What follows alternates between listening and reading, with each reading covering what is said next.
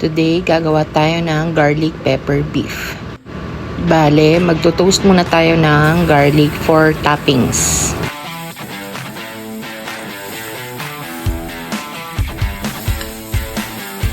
Then, magigisa na ulit tayo ng bawang, sibuyas, tapos yung in-slice ko na beef strips kanina.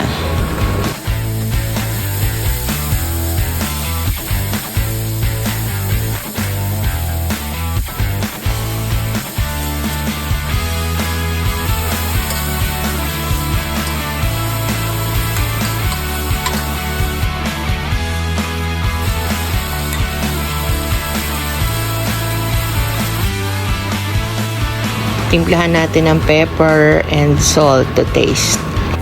Tapos lagyan din natin siya ng butter and ng toyo.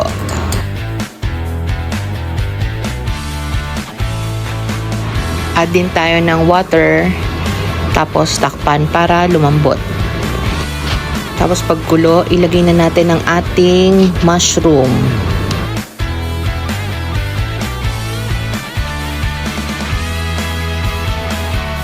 Then pag malambot na, maglagay na tayo ng konting cream. Hindi ko yan nilahata kasi ayaw ng anak ko eh. Ayan, luto na. Kain tayo. Happy lunch!